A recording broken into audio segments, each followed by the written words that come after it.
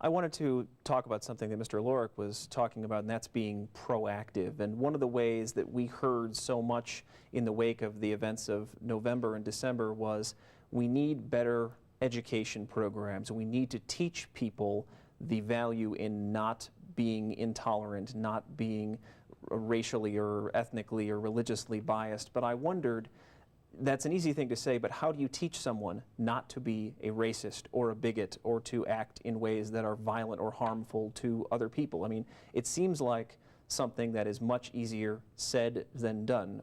Reverend, wouldn't you agree?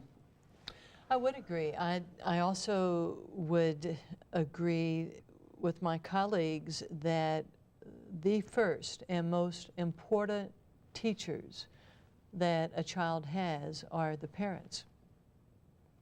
And if we want to raise a new generation in Bloomington or in this country that does appreciate diversity, that does honor differences, that is not afraid of something or someone different, then that has to start in the home.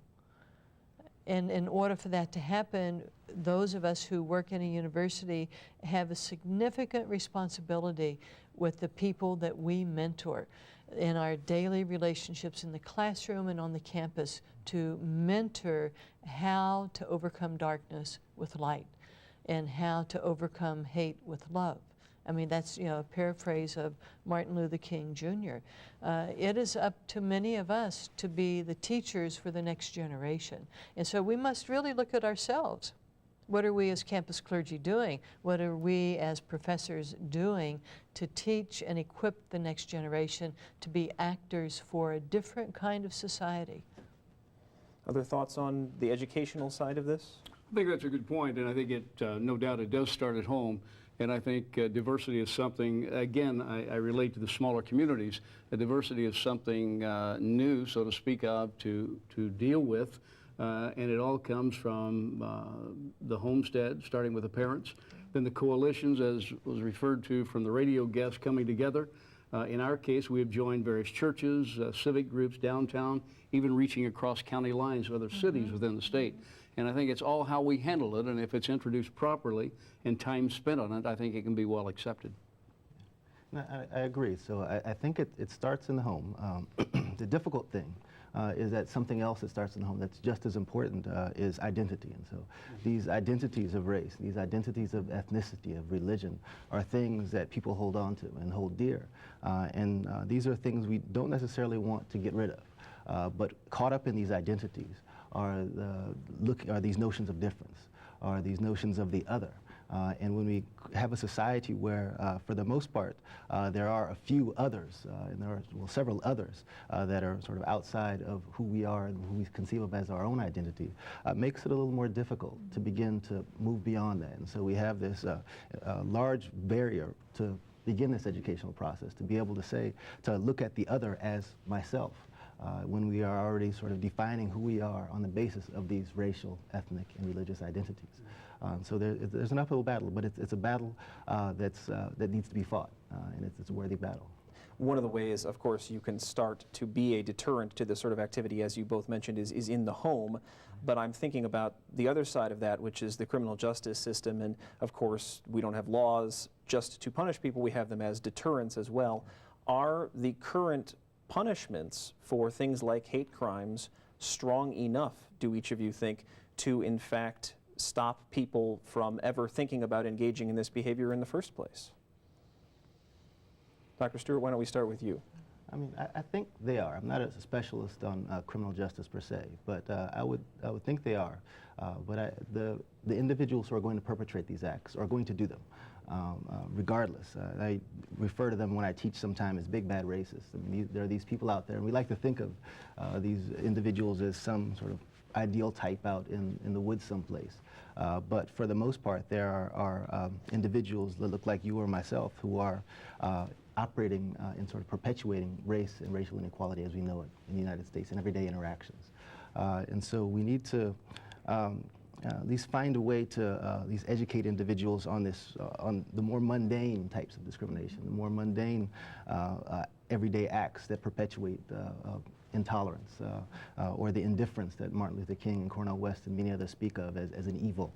And we need to find ways to at least look at those acts. While the big acts are important, and I think for the most part, the legal means may prevent some of that, but for those who are really hell-bent on doing it, they're not going to prevent it. But it's these everyday things, these micro acts, these microaggressions that are really the things that at least perpetuate the larger system of inequality. I think that's right. I believe the laws we have on the books now are fine, but with those laws comes a certain amount of education, and I think our legal system also has a responsibility to incorporate education with punishment, and I think that's what it's going to take, at least a strong part. Let me put it a slightly different way, again talking about being proactive. Are there ways that the state of Indiana or that communities that make up the state of Indiana can be so proactive as to be leaders in how to deal with these problems going forward? Are there actions we think that we could take within our cities, and Mr. Mayor, we'll start with you, that would stop this at its nascent stage and be able to reduce the number of people who even consider the types of things we saw in Bloomington late last year? I don't think we can ever stop it totally, but I think by having the various groups, as I mentioned before, whether it be our downtown group, whether it be an education group, incorporating the churches, other organizations, I think it's just a constant educating process, bringing about awareness of things like this, showing the positive of joining together. I think all of that forms in. And I think programs designed, at least revolving around empathy, connecting individuals from different backgrounds who wouldn't necessarily connect together, and creating a network such that individuals feel the pain of others in the community. Who, if you have a tighter group or tighter network or tighter connection between individuals from different religious groups, ethnic groups, and racial groups, when one group feels pain, others who are friends with people who are of that group feel pain. If there was that sort of environment, then it wouldn't, when any member of the community felt pain, or a member of the community felt intimidated or anything along those lines, all of the members of the community would do so. And that's an important aspect of at least moving beyond race and racial inequality and ethnic inequalities, as well as religious intolerance. Reverend, real quick, is there something you might tell a congregation about this issue, about how to be proactive and move forward and try to help future generations? I would suggest that people do their best to develop relationships with a broad spectrum of people, and that people really work on opening up their heart to differences and not be afraid of those differences, and then make a stand. Do the just thing, do the right thing, not because it's comfortable, but because your faith calls you to do that. Your faith calls you as a Christian to be inclusive and to watch out for the stranger and to welcome the stranger, not to put up fences. I think that's a good thought to leave it on. Thank you all for your time this evening. We certainly appreciate you being here. Thanks to all of you at home for watching and listening as well. Thanks as always to my co-host, Sarah Whitmire. Sarah, thanks. Thanks, Stan.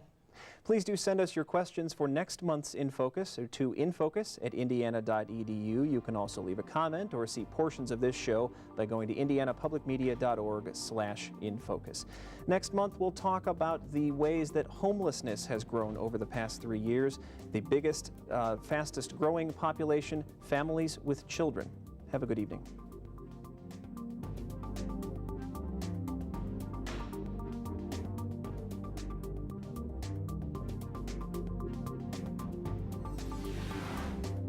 Production support for Infocus is provided by Smithville, a locally owned business serving central and southern Indiana since 1922, with residential and business internet, voice, and security services. Smithville, local pride, global technology. Information at smithville.net. Hoosier Energy, providing electricity for central and southern Indiana electric cooperatives and their member customers. Information at hepn.com, and by viewers like you. Thank you.